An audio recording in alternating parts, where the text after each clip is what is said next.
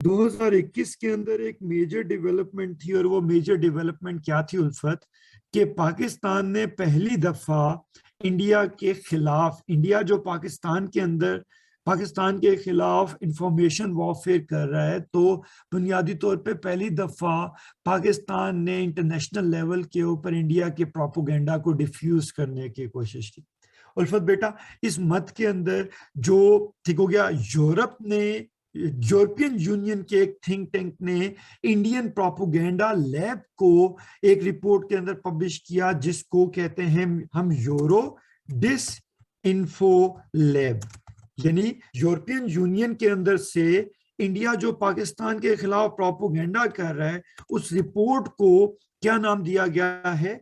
Euro disinfo lab. यानी India के खिलाफ ठीक हो गया, ये एक रिपोर्ट पब्लिश हुई जिसके अंदर ये रिवील किया गया कि इंडिया यूरोपियन यूनियन के डिफरेंट कंट्रीज में टेसिट किस्म के मीडिया नेटवर्क के जरिए कैसे पाकिस्तान के खिलाफ प्रोपोगेंडा कर रहा है। ठीक है, अब तेजी से मेरी बातों को समझोगे, ठीक हो गया, कि ये पूरे का पूरा इस तरीके से प्रोसेस इंडिया एग्जीक्यूट कर रहा है। उल्फत बेटा, इंडिया का दिल्ली के अंदर जो थिंक टैंक यूरोप के अंदर प्रोपोगेंडा करने के पीछे है, ठीक हो गया उल्फत, जैसे पाकिस्तान के अंदर कई थिंक टैंक्स है ना मेरी बेटी, इप्री है, ठीक हो गया, इप्री है, ठीक हो गया, आरसीसीआई है। पाकिस्तान में जैसे बहुत सारे थिंक टैंक्स है ना, ऐसे ही इंडिया की गवर्नमेंट का एक ऑफिशियल थिंक टैंक है जिसका नाम है श्रीवास्तव ग्रुप। बुनियादी तौर पे ठीक हो गया, जो इंडिया का थिंक टैंक इस पूरे के पूरे यूरोप के ठीक है फेक मीडिया नेटवर्क के पीछे है, उस ग्रुप का नाम क्या है? श्रीवास्तव ग्रुप। अब ये ग्रुप कैसे ऑपरेट कर रहा है? इन्होंने ठीक हो गया यूरोप के अंदर एक फेक न्यूज नेटवर्क बनाया हुआ था। उस फेक न्यूज नेटवर्क का नाम क्या था? Big news network, BNN। Srivastava group ने यूरोप के अंदर जो मीडिया आउटलेट बनाया हुआ था, उस मीडिया आउटलेट का नाम क्या था? Big news network. अब बिग न्यूज नेटवर्क करता क्या था? बिग न्यूज नेटवर्क ठीक हो गया, यूरोप के अंदर एक थिंक टैंक एक थिंक टैंक बनाया हुआ था जिसका नाम है वेस्ट। ठीक है उल्फत बेटा, चेंज जरा समझनी है। और 10 से ज्यादा फेक एनजीओ का एक कंसोर्शियम था जिसका नाम है CS। लॉजिक जरा समझिए, CSOP 10 फेक एनजीओ का एक कंसोर्शियम है, ठीक हो गया, और वेस्ट नामी एक थिंक टैंक है फेक जो यूरोप में ऑपरेट कर रहा था। अब ये वेस्ट नामी थिंक टैंक यूरोप के अंदर डिफरेंट किस्म के सेमिनार्स, कॉन्फ्रेंसेस, मीटअप्स ठीक हो गया अरेंज करता था। और वेस्ट नामी थिंक टैंक जब भी कोई मीटअप अरेंज करता था तो इसको जो फाइनेंसिंग करता था वो CSOP नामी फेक एनजीओ का एक कंसोर्शियम उनकी फाइनेंसिंग करता है, ठीक हो। और इस वेस्ट की कॉन्फ्रेंसेस की कवरेज कौन करता है? BNN, big news network. और इस पूरे चेन के जरिए यूरोपियन यूनियन में पाकिस्तान के खिलाफ लॉबिंग की जाती है, ठीक हो गया। उन कॉन्फ्रेंसेस में एंटी पाकिस्तान पार्लियामेंटेरियंस को बुलाया जाता है, पाकिस्तान के खिलाफ तरह तरह तरह का प्रोपेगेंडा किया जाता था, जिसका पूरे का पूरा सोर्स क्या था? पूरे का पूरा सोर्स ठीक है वेस्ट थिंक टैंक, उसकी कवरेज बिग न्यूज नेटवर्क, उसकी फाइनेंसिंग CSOP, और उसके पीछे जो ब्रेन काम कर रहा है वो है श्रीवास्तव ग्रुप। अब ये करते क्या है? ये फेक मीडिया की इस चेन के जरिए कंटेंट को लॉन्डर करते हैं, यानी प्रो पाकिस्तान कंटेंट को यूरोप में रोकते हैं और एंटी पाकिस्तान कंटेंट को प्रमोट करते हैं। और साथ ही साथ इन्होंने 750 से ज्यादा अक्रॉस यूरोप मीडिया आउटलेट्स बना रखे हैं फेक, यानी कोई एडवर्टाइजिंग एजेंसी है, कोई रिक्रूटमेंट एजेंसी है, कोई ठीक हो गया क्रिएटिव डिजाइन एजेंसीज है। 750 डिफरेंट फेक मीडिया आउटलेट्स हैं जो इनके पूरे के पूरे प्रोपोगेंडा के तहत यूरोप के अंदर ऑपरेट करते हैं। तो मेरे बच्चों, ये इसमें ऑब्जेक्टिव याद रखने वाला क्या है कि यूरोपियन यूनियन के अंदर से इंडिया जो पाकिस्तान के खिलाफ इंफॉर्मेशन वॉरफेयर खेल रहा है, उस रिपोर्ट का नाम है यूरो एंड डिसइंफॉर्मेशन लैब। उसके पीछे ठीक हो गया मास्टरमाइंड कौन है, श्रीवास्तव ग्रुप। फाइनेंसिंग के लिए कौन सा फेक सेटअप है, सीएसओपी। फेक थिंक टैंक का नाम क्या है, वेस्ट। कौन सा मीडिया नेटवर्क ठीक हो गया कवरेज देता है, बिग न्यूज नेटवर्क। और पूरे का पूरा मीडिया चेन के अंदर डिफरेंट कितने फेक आउटलेट्स हैं, तो इसका जवाब है 750 फेक आउटलेट्स हैं। और ये more than 25,000 fake social media accounts के जरिए एंटी पाकिस्तान ट्रेंड्स को एस्टेब्लिश करते हैं in Pakistan, in India, in European union. मेरे बच्चों, अगर इस पूरे के पूरे फैक्ट शीट से तुम्हें पूरी चेन समझ आ गई कि किस तरीके से यूरो डिसइंफो लैब ऑपरेट कर रही थी, तो काइंडली मुझे ओके कॉल दो। ये तुम्हारा पूरे का पूरा एक क्वेश्चन भी पैरेलल में क्लियर हो जाता है कि किस तरीके से यूरो डिसइंफॉर्मेशन लैब इंडिया किस तरीके से पाकिस्तान के खिलाफ प्रोपेगेंडा बिल्ड कर रहा था। आई होप सो कंस्ट्रक्टिवली वो पूरे का पूरा तुम्हें क्लियर हो गया। यूरो डिसइंफॉर्मेशन लैब इकरा बेटा रिपोर्ट का नाम है जिसके जरिए यूरोपियन यूनियन ने इस थिंक टैंक को एक्सपोज किया। ठीक हो गया, एक्सपोज किया, ठीक हो गया। आई होप सो मेरे बच्चों को यहां तक बात समझ आ गई। ठीक है, आगे चलते हैं। आगे चलेंगे तो मेरे बहनों भाइयों, जो इंपॉर्टेंट बात है वो इंपॉर्टेंट बात ये है कि सिर्फ एक नोट, ठीक है, फैक्ट इंडिया और पाकिस्तान के रेफरेंस से नोट कर लो। और वो फैक्ट क्या है कि ठीक हो गया, ever since the event of 5 अगस्त 2019, ठीक हो गया, एवर सिंस, बच्चों एक मिनट होल्ड कीजिएगा।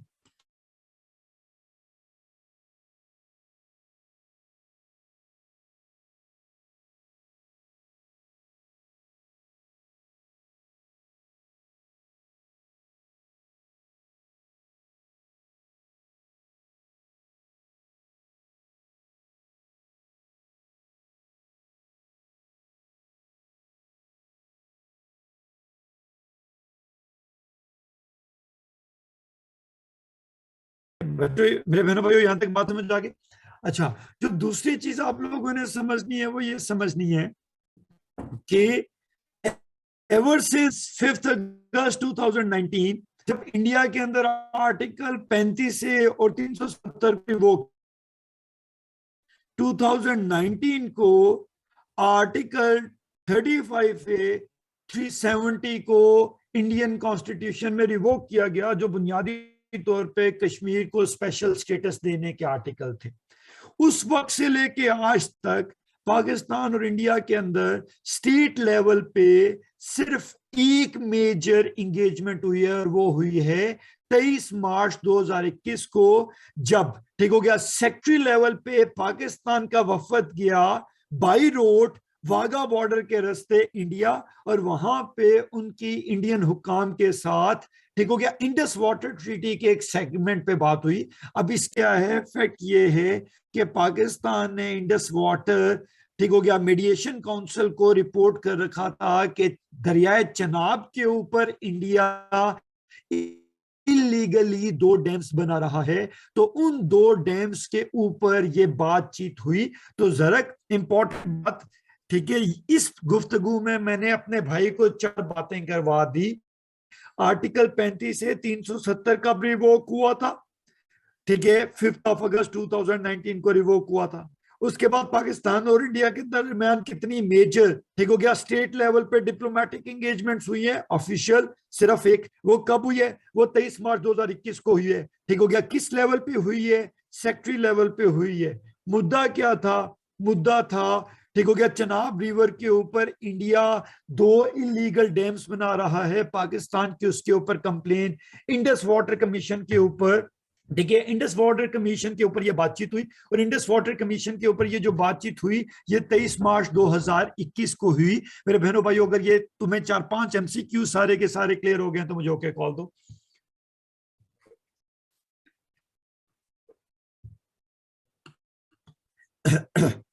आगे चलेंगे। नासिक। अगली चीज ये है कि 2021 के अंदर वो कौन सा मुल्क है जो यूएन सिक्योरिटी काउंसिल का नॉन परमानेंट मेंबर असाइन हुआ है 2 सालों के लिए। तो मेरे बहनों भाइयों, इंडिया 2021 में यूएन सिक्योरिटी काउंसिल के नॉन परमानेंट मेंबर के तौर पे अपॉइंट हुआ है। उल्फत बेटा, इसके साथ ही एसोसिएटेड यूएन सिक्योरिटी काउंसिल के नॉन परमानेंट मेंबर के साथ ये एक एसोसिएटेड फैक्ट और नोट कर लो, तेजी से नोट करोगे, और वो है G4। उल्फत जल्दी से नोट करेगी मेरी बेटी, G4 कंट्रीज। ये जनरली तुम लोगों ने G4 कंट्रीज के बारे में नहीं सुना होता। G4 कंट्रीज, G4 कंट्रीज में एक जर्मनी है, G4 कंट्रीज में एक जापान है, G4 कंट्रीज में एक इंडिया है, G4 कंट्रीज में एक ब्राजील है। ठीक है, G4 कंट्रीज में कौन कौन से मुल्क है? ठीक है, 4 मुल्क हैं, जर्मनी, जापान, इंडिया और ब्राजील। नासिक, ये एक, ठीक है, फॉर्मल इन 4 मुल्कों की ऑर्गेनाइजेशन है। ठीक है, इसे ग्रुप ऑफ 4 बोलते हैं, ये एक फॉर्मल ऑर्गेनाइजेशन है। ठीक हो गया। और सादिया बेटा, ये वन लाइनर एजेंडा के ऊपर ऑपरेट कर रहे हैं, ये वन लाइनर एजेंडा के ऊपर ऑपरेट कर रहे हैं सादिया पुत्र। और वो वन लाइनर एजेंडा क्या है? ये चारों का क्लेम ये है कि जो मौजूदा यूएन सिक्योरिटी काउंसिल की कंपोजिशन है वो बुनियादी तौर पे 1945 के डायनेमिक्स के हिसाब से थी। उस वक्त से लेके अब तक डायनेमिक्स बड़े बदल चुके हैं। तो हम चारों को भी यूनाइटेड नेशन का परमानेंट मेंबर होना चाहिए, हम चारों को भी यूनाइटेड नेशंस का परमानेंट मेंबर होना चाहिए। ये पॉइंट सब लोगों ने पकड़ लिया सदिया बेटा, ये पॉइंट सब लोगों ने पकड़ लिया। अब इसके खिलाफ, ठीक हो गया, एक दूसरा ग्रुप है, लेकिन वो इनफॉर्मल ग्रुप है। बिनीश बेटा, इसके खिलाफ, G4 के खिलाफ जो दूसरा ग्रुप है वो कौन सा ग्रुप है? वो एक इनफॉर्मल ग्रुप है। और उस इनफॉर्मल ग्रुप का नाम क्या है? UFC। UFC, ठीक हो गया। UFC से क्या बनता है? यूनाइटेड फॉर कंसेंसस, और इसे द कॉफी क्लब भी बोला जाता है। UFC, ठीक हो गया, यूनाइटेड फॉर कंसेंसस, ठीक हो गया, इसे द कॉफी क्लब भी बोला जाता है। कॉफी क्लब को प्रीडोमिनेंटली लीड करते हैं इटली प्लस पाकिस्तान, और बुनियादी तौर पे UFC में 70 मुल्क हैं। ठीक हो गया। और इनका मुद्दा यह है कि भाई नए परमानेंट, ठीक हो गया, नया परमानेंट मेंबर तो ऐड करना दूर की बात, हम वीटो पावर के खिलाफ हैं। वीटो पावर ही नहीं होनी चाहिए। चुनाचे ये लोग कहते हैं कि भाई भाड़ में गई वीटो पावर। अगर कोई भी मुल्क यूएन को रिफॉर्म करने का एजेंडा लाएगा, वो मजीद परमानेंट मेंबर्स बनाने की बात करेगा, तो हम लोग ऐसी किसी भी कैंपेन को अपोज करेंगे। आई होप सो मेरे बहनों भाइयों को G4 और the coffee club united for consensus, इन दोनों का मुद्दा क्लियर हो गया। मेरे बच्चों आगे चलूं, यूनाइटेड फॉर कंसेंसस का मुद्दा क्लियर हो गया मेरे बच्चों। अगर ये पॉइंट क्लियर हो गया तो मुझे ओके तो कॉल दो, ठीक है।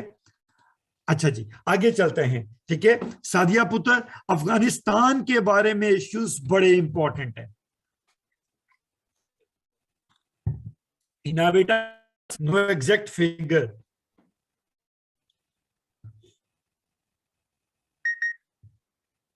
ठीक है, नो एग्जैक्ट फिगर। बच्चों आगे चलूं मेरे बहनों भाइयों। अच्छा मेरे बहनों भाइयों, प्लीज अफगानिस्तान को गौर से सुनना है। और हिना बेटा, अफगानिस्तान को जिस एंगल से मैं बता रहा हूं, तुमने उस एंगल से तैयार करना है। अल्लाह का नाम लेके शुरू करें। ठीक है, पाकिस्तान एंड इटली। अच्छा बेटा, चाइना रिलेटेड इश्यूज सिग्निफिकेंट सिर्फ सीपैक के रेफरेंस से थे ना। झलिए करा दिया है, करा दिया है, करा दिया है, करा दिया है। जो छोटे मोटे फैक्ट्स हैं वो आगे आ जाएंगे ना। झलिए मैंने पूरा सीपैक करा दिया है, और क्या करूं। सीपैक वाली, सीपैक के कामों का ईशा बेटा खुद को नहीं पता कि साले सीपैक के इतने प्रोजेक्ट्स हैं जितने मैंने तुझे पढ़ा दिए। निकम्मी है मैं, और क्या करूं। ठीक हो गया, जल्दी जल्दी, ठीक है प्लीज जल्दी। ठीक है हिना, अफगानिस्तान मेरी बेटी, सबसे पहले हम लोगों ने अफगानिस्तान की मेजर टाइमलाइन देखनी है। अब कोई मुझे रिपीट मोड पे ना लगाए। आयशा भुट्टर प्लीज मेरे साथ चलोगे, कोई मुझे रिपीट मोड पे ना लगाए। नंबर एक, ठीक है, नंबर एक, ठीक है बच्चों, काइंडली 9/11/2001 ट्विन टावर्स का वाकया होता है। ठीक है आयशा पुत्र, ठीक है, 9 सितंबर 2011 ट्विन टावर्स का वाकया होता है। डन, डन हो गया मेरे बच्चों। अब जब 9/11/2021 में ट्विन टावर्स का वाकया होता है तो न्यूयॉर्क सिटी पेंटागन को, ठीक हो गया, 11 सितंबर 2001, गलत कह रहा हूं मैं, सॉरी, 9/11 11 सितंबर 2001, ठीक हो गया, ट्विन टावर्स के ऊपर वाकया होता है। ठीक हो गया। अब इस वाकये का अमेरिका जो प्राइमरी सस्पेक्ट है वो उसामा बिन लादेन को करार देता है। प्राइमरी सस्पेक्ट किसे लॉन्च किया जाता है? उसामा बिन लादेन को। और साथ ही ये कहा जाता है कि Osama bin Laden Taliban administration के कंट्रोल में है, अफगानिस्तान में है। ठीक हो गया। और अफगानिस्तान की हुकूमत से ये क्लेम किया जाता है, ठीक हो गया, ये डिमांड किया जाता है कि, ठीक है, अलकायदा के हेड, ठीक है, उसामा बिन लादेन को अमेरिका के हवाले किया जाए। ठीक है, तालिबान की हुकूमत अफगानिस्तान की वो कहती है थू ले सकता है तो आके ले ले। ठीक है, तो मारिया बेटा, ठीक है, 11 सितंबर 2001 को ट्विन टावर्स का वाकया होता है। प्राइमरी सस्पेक्ट ठहराया जाता है उसामा बिन लादेन को। Osama bin Laden was the head of Al-Qaeda. Al-Qaeda has nothing to do with Afghanistan. Al-Qaeda was based in Saudi Arab और उसामा बिन लादेन का ताल्लुक भी सऊदी अरब से था। कहा यह जाता है, अमेरिका ये क्लेम करता है कि उसामा बिन लादेन इस टाइम अफगानिस्तान में मौजूद है, तालिबान हुकूमत ने उसे प्रोटेक्शन दी हुई है, तालिबान हुकूमत उसे अमेरिका के हवाले करे। ठीक है, तालिबान ने कहा चल छुट्टी कर, मुझे तेरी शक्ल नजर नहीं आनी चाहिए। ठीक हो गया। अब इस पूरे वाकये को बेस बना के अमेरिका फॉर्मली अपनी वॉर ऑन टेरर लॉन्च करता है। कब लॉन्च करता है? ठीक है, 7 अक्टूबर 2001 को, 7 अक्टूबर 2001 को America war on terror launch करता है। और अमेरिका ने वॉर ऑन टेरर जब लॉन्च की तो अमेरिका के मिलिट्री ऑपरेशन को कहते हैं ऑपरेशन इंड्यूरिंग फ्रीडम। अमेरिका के मिलिट्री ऑपरेशन को मेरे बहनों भाइयों क्या कहते हैं? अमेरिका के मिलिट्री ऑपरेशन को कहते हैं ऑपरेशन इंड्यूरिंग फ्रीडम। ये पॉइंट सब लोगों ने पकड़ लिया। वॉर ऑन टेरर के दौरान अमेरिका ने अफगानिस्तान के अंदर जो मिलिट्री ऑपरेशन किया उस मिलिट्री के अंदर डिफीट कर चुके हैं। ठीक हो गया। अमेरिका ने कब पहली दफा ऑफिशियली सेलिब्रेट किया? 9/11/2004 को, कि अमेरिका ने दुनिया के अंदर जो सबसे बड़ा खतरा था दुनिया के अमन को, यानी ठीक हो गया अलकायदा, तालिबान, उन्हें डिफीट कर दिया है 9/11/2004 को। लेकिन बॉयज ने कहा ऐसे कैसे, ऐसे तो नहीं होता ना, बॉयज के प्लान कोई और थे। तो अमेरिका ने पहली दफा अनाउंस किया कि वॉर ऑन टेरर के अंदर हम लोग, ठीक है, जंग जीत चुके हैं, हम लोग जंग जीत चुके हैं।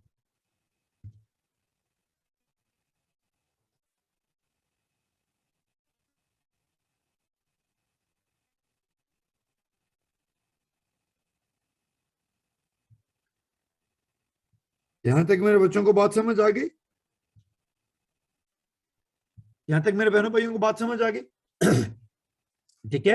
अब मेरे बहनों भाइयों कहानी को जरा समझिएगा कि बुश के दौर में जो maximum number of troops, Bush के दौर में जो मैक्सिमम नंबर ऑफ ट्रूप्स, ठीक हो गया, अफगानिस्तान की धरती के ऊपर एग्जिस्ट कर रहे थे, वो मेरे बहनों भाइयों कितने थे? 25,000। ठीक है इकरा बेटा, ये पॉइंट पकड़ा या नहीं पकड़ा?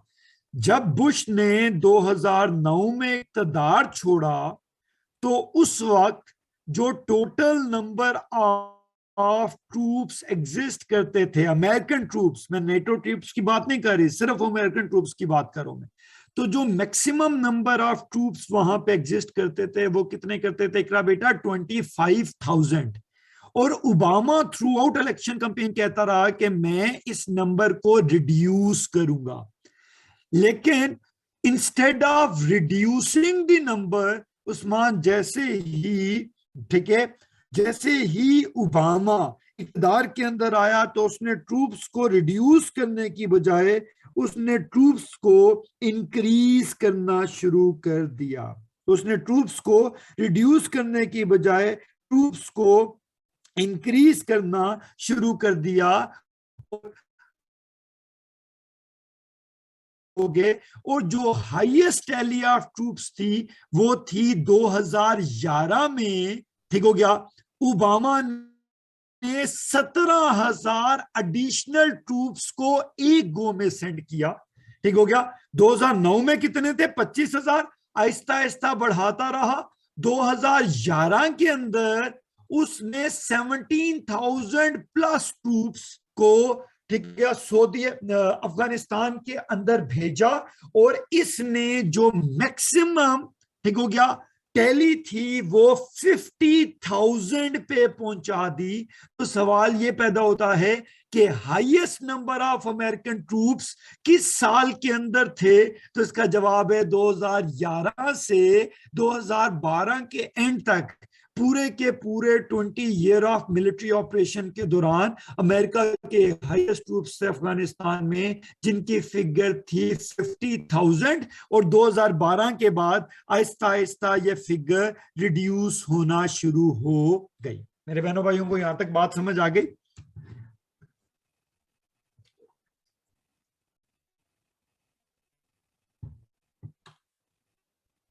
ठीक हो गया।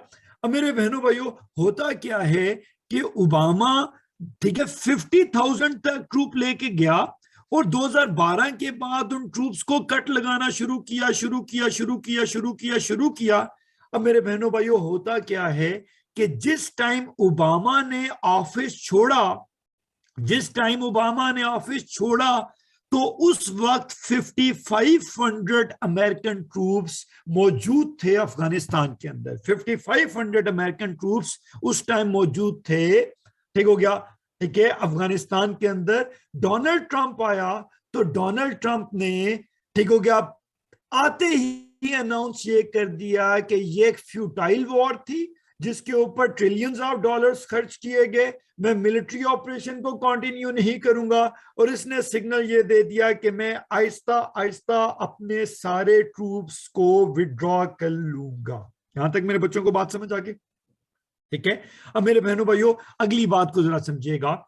जो फॉर्मली अमेरिका और अफगानिस्तान के दरमियान दोहा के अंदर डायलॉग प्रोसेस शुरू हुआ, वो डायलॉग प्रोसेस शुरू हुआ 14 फरवरी, वैलेंटाइंस डे, याद रखिएगा।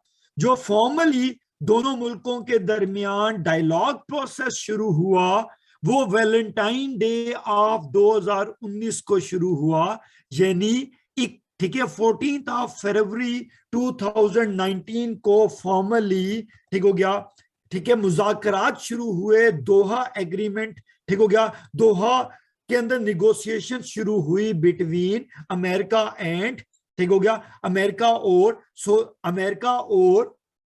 तालिबान के दरमियान दोहा में जो पहली इंगेजमेंट शुरू हुई मेरे बहनों भाइयों, वो शुरू हुई, ठीक है, 14 फरवरी 2020।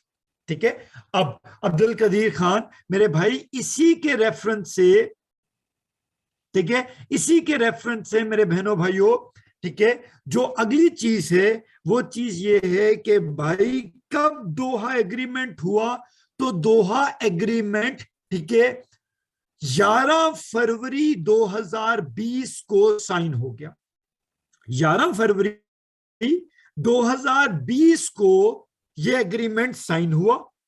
यहां तक मेरे बच्चों को बात समझ आ गई? 11 फरवरी 2020 को साइन हुआ, लेकिन पार्टीज के दरमियान साइन तो हो गया, पार्टीज के दरमियान साइन तो हो गया, लेकिन डोनाल्ड ट्रंप ने इसका अप्रूवल नहीं दिया। डोनाल्ड ट्रंप ने इसका अप्रूवल दिया है 25 ऑफ फरवरी, 25 ऑफ फरवरी, ठीक है, 25 ऑफ फरवरी 2020 को डोनाल्ड ट्रंप ने ऑफिशियल प्रेसिडेंशियल अप्रूवल दिया दोहा एग्रीमेंट का। मेरे बच्चों बात समझ आ गई? 14 फरवरी 2019 को निगोशिएशन प्रोसेस शुरू हुआ, ठीक हो गया। 11 फरवरी 2020 को एक ड्राफ्ट एग्रीमेंट तालिबान ने उसे साइन कर दिया, ओबामा ने उसे साइन नहीं किया, जिसका नेट इंपैक्ट क्या हुआ कि ठीक है वो एग्रीमेंट ठीक हो गया, लिंगर ऑन करता गया।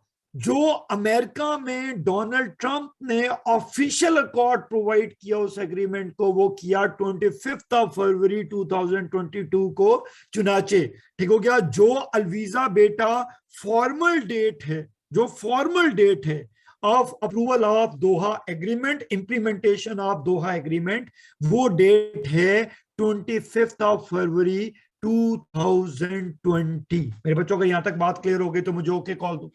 देखो क्या, अब इस एग्रीमेंट के अकॉर्डिंगली जिस टाइम ये एग्रीमेंट साइन हुआ हिना बेटा, तो उस टाइम ठीक हो गया 5500 मिलिट्री ट्रूप्स अमेरिका के मौजूद थे, 5500 मिलिट्री ट्रूप्स अमेरिका के मौजूद थे एज पर कमिटमेंट, ठीक हो गया, एज पर कमिटमेंट, ठीक है। By the end of year 2020 यानी जनवरी 2021 के स्टार्ट तक, ठीक हो गया, इन ट्रूप्स के से टोटल कितने ट्रूप्स रह जाने थे?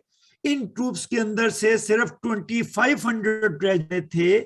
और ठीक है कब तक? 4 जनवरी 2021 तक ये ट्रूप्स का नंबर 5500 से कट होके 2500 पे आना था, और 30 मई 2021 को ये नंबर फर्दर रिड्यूस होके 0 पे चले जाना था। यानी ठीक है 25 फरवरी 2020 को एग्रीमेंट साइन हुआ, 25 फरवरी 2020 को एग्रीमेंट साइन हुआ। उस एग्रीमेंट के तहत 1 ऑफ जनवरी 2021 को 5500 में से सिर्फ 2500 ट्रूप्स रहने थे, और 30 मई 2021 तक अमेरिका ने कंप्लीट इवैक्यूएशन कर देनी थी। उल्फत बेटा यहां तक बात समझ आ गई?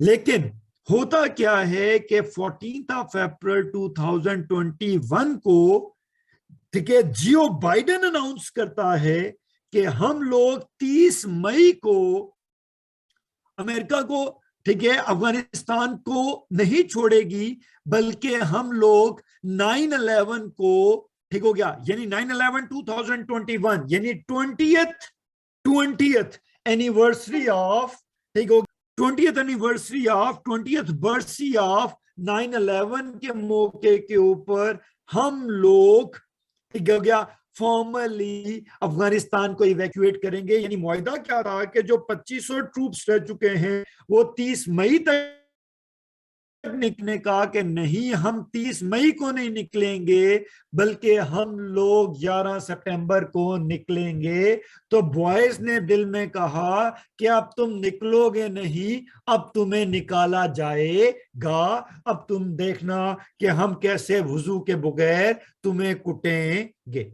अब मेरे बहनों भाइयों, जो सबसे पहला सूबा लूज किया था, जो सबसे पहला सूबा लूज किया था ठीक हो गया तालिबान ने, वो नवंबर 2001 के अंदर जबूल किया था, और अमेरिका ने जो सबसे पहला वहां से कंप्लीट इवैक्यूएशन की वो जुलाई 5 2021 को की, ठीक होगा। अफगानिस्तान में जो सबसे बड़ी अमेरिकन एयरबेस थी उसका नाम था बगराम एयरफील्ड, इसे 5 जुलाई 2021 को इवैक्यूएट कर दिया।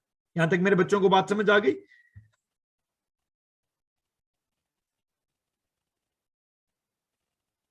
यहां तक बात समझ आ गई। अब मेरे बहनों भाइयों, ठीक हो गया, 15th of August 2021, this is the date of fall of Kabul. 15th August 2021, that is the date of fall of Kabul. Clear? जब अशरफ गनी हिजड़े ने सरेंडर किया और वो भाग गया बॉयज के सामने, ठीक हो गया। अगस्त 26, 2021, अगस्त 26, 2021, अमेरिका का 2500 ट्रूप्स उधर फंसे हुए हैं, ठीक हो गया। फॉल ऑफ काबुल के बाद पहले बड़े मेजर सुसाइड बॉम्बिंग हुई, 2 सुसाइड बॉम्बिंग हुए यूएस एम्बेसी के बाहर, जिसमें 13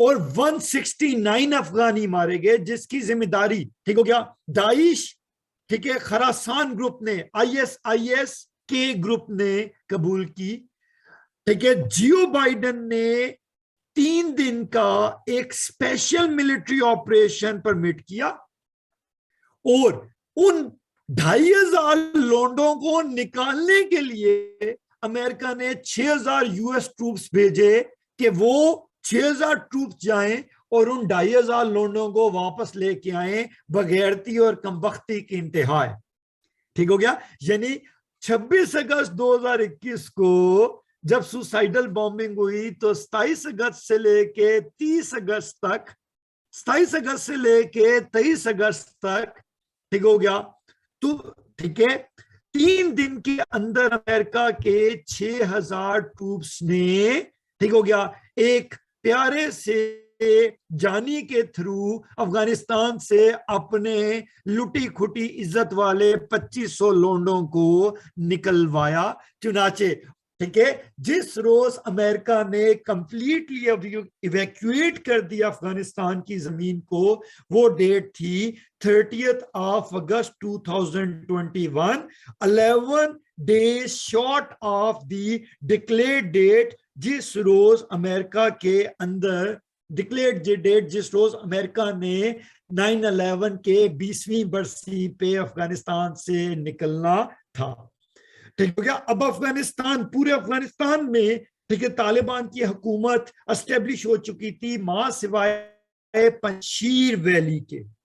पंशीर वैली को अंदर रेजिस्टेंस कौन कर रहा था? अहमद मसूद। अहमद मसूद कौन था? अहमद शाह मसूद का बेटा। अहमद मसूद कौन था? अहमद शाह मसूद का बेटा। अहमद मसूद कौन था?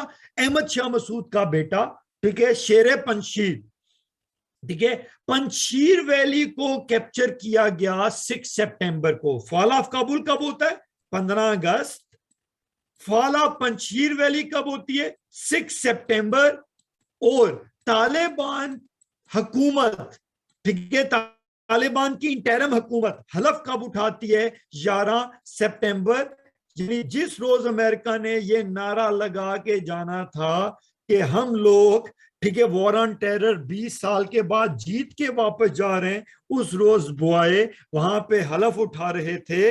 और अगर तीनों डेट्स चेक करो, 15 अगस्त इंडिया की योम आजादी, 6 सितंबर पाकिस्तान का योम दिफा, और 9/11 20वीं बरसी of 9/11। The architect was picking the dates very carefully, और इसमें निशानियां हैं अकल वालों के लिए। मेरे बच्चों, अगर पूरे का पूरा कॉन्सेप्ट तुम लोगों को क्लियर हो गया है, मेजर डेट्स क्लियर हो गई हैं, तो मुझे ओके कॉल दो, ठीक हो गया। इकरा बेटा, यहाँ पे किसी ने स्टेटमेंट पूछी थी कि हसन भाई उसामा बिन लादेन की डेथ का क्या दिन है? तो इसकी डेथ का दिन है, ठीक है, इसकी डेथ का दिन है मेरे बच्चों 2 मई 2011, 2 May 2011।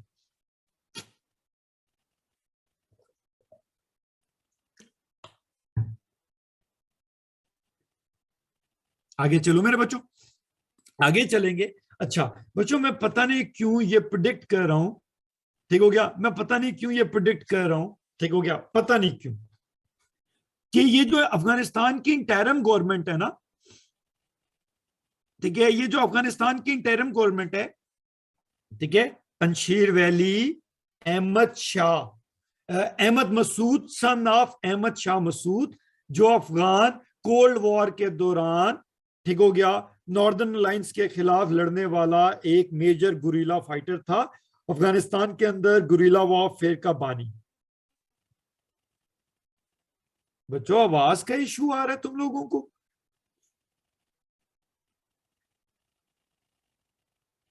कायनात, अपने आप को रिफ्रेश करो। अच्छा बच्चों, तेजी से मैं बता दूं, मेरी बात सुनोगे? उल्फत अब मेरी बात सुन। उल्फत प्लीज मेरी बेटी कैमरे में मेरी तरफ देख। इस टाइम अफगानिस्तान में इंटरिम गवर्नमेंट है, ठीक है अलवीजा? इस टाइम अफगानिस्तान में इंटरिम गवर्नमेंट है, और अफगानिस्तान के अंदर इस टाइम दो पावर सेंटर्स ऑपरेट कर रहे हैं। अफगानिस्तान में इस टाइम कितने पावर सेंटर ऑपरेट कर रहे हैं? दो पावर सेंटर ऑपरेट कर रहे हैं। एक है तालिबान एडमिनिस्ट्रेशन और एक है अफगान इंटरिम गवर्नमेंट। एक है तालिबान एडमिनिस्ट्रेशन और एक है अफगान इंटरिम गवर्नमेंट।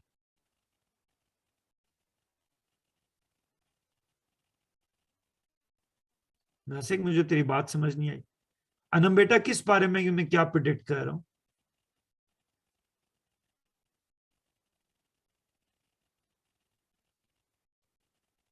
मुझे आपकी बात ही नहीं समझ आई, दोनों की, अनम की और नासिक की, मुझे बात ही नहीं समझ आई।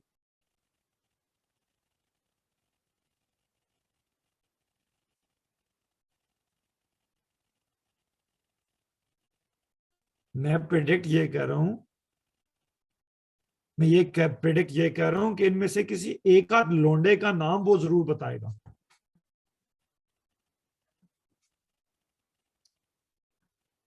मैं ये प्रिडिक्ट कर रहा हूं कि ये जो स्लाइड में दिखा रहा हूं ना, इनमें से एक आध बॉय का वो नाम जरूर पूछेगा अगेंस्ट अपॉइंटमेंट, उसकी डेट ऑफ बर्थ नहीं पूछेगा। ठीक हो गया? अब सुहेल प्लीज कहानी जरा समझिएगा। बच्चों इस टाइम अफगानिस्तान के अंदर दो डिफरेंट ग्रुप्स हैं, ठीक हो गया? एक ग्रुप है अलवीजा बेटा तालिबान एडमिनिस्ट्रेशन, और एक है इंटरिम गवर्नमेंट। ठीक है रुबीना बेटा, मैंने नहीं बनाया, दुआ करेंगे जो मैंने पढ़ाया उसमें से आ जाए, तेरी भी इज्जत रह जाए, मेरी भी इज्जत रह जाए, तेरी भी मेहनत का भरम रह जाए, मेरी भी मेहनत का भरम रह जाए। ठीक हो गया? प्लीज अब कहानी को जरा समझो। लाइबा पुत्र, तेरी साइड पे आवाज का इशू है, मेरी साइड पे नहीं है। यार क्या करते हो, बार बार टेम्पो तोड़ते हो। अभी आवाज का इशू आ रहा है?